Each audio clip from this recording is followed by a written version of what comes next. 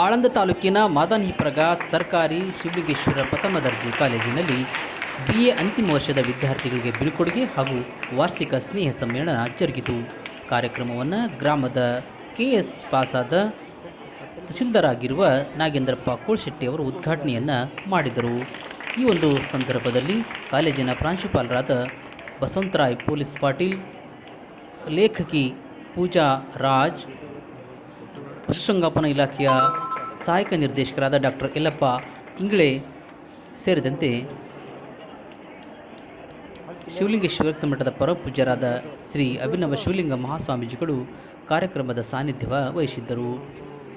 ಸಂದರ್ಭದಲ್ಲಿ ಮಾತನಾಡಿದ ಅವರು, ವಿದ್ಯಾರ್ಥಿಗಳು ಸತತ ಅಧ್ಯಯನದ ಮೂಲಕವಾಗಿ ಸಾಧನೆಯನ್ನು ಮಾಡಬಹುದಾಗಿದೆ. ಈ ನಿಟ್ಟಿನಲ್ಲಿ ಪ್ರತಿಯೊಬ್ಬರೂ ಕೂಡ ತಂದೆ ತಾಯಿಗಳಿಗೆ, ಕಲಿಸಿದ ಶಾಲೆಗೆ, ಗುರುಗಳಿಗೆ, ಗ್ರಾಮಕ್ಕೆ ಹೆಸರನ್ನು ತರುವಂತಹ ವಿದ್ಯಾರ್ಥಿಗಳಾಗಬೇಕೆಂದು ಸಂದರ್ಭದಲ್ಲಿ ತಿಳಿಸಿದರು.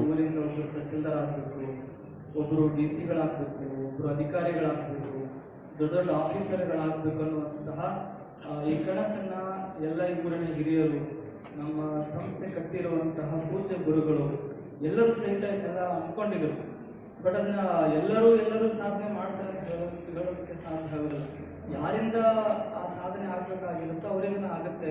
ಹೀಗಾಗಿ ಅಂತಹ ಒಂದು ತಹಸೀಲ್ದಾರನ ತಾಲೂಕು ದಂಡಾಧಿಕಾರಿಗಳು ಆಗಿರುವಂತಹ ನಮ್ಮ ಊರಿನ ನಾಗೇಂದ್ರಪ್ಪ ಕೋಳಶೆಟ್ಟಿ ಅವರಿಗೆ ಶರಣಗಳನ್ನು ಹೇಳ್ತಾ, ಅವರೊಟ್ಟಿಗೆ ಆಗಮಿಸಿರುವಂತಹ ಚಿಂತಕರು, ಜೊತೆಗೆ ಬರಹಗಾರರು ಆಗಿರುವಂತಹ ಶ್ರೀಮತಿ ಪೂಜಾ ರಾಜ್ ಅವರಿಗೆ ಶರಣಗಳನ್ನು ಹೇಳಿ, ಕಾಲೇಜ್ ಉತ್ತೇಜನ ಕೊಡಬೇಕು, ಮಾರ್ಗದರ್ಶನ, ಅದು ಕೂಡ ಸಾಧನೆ.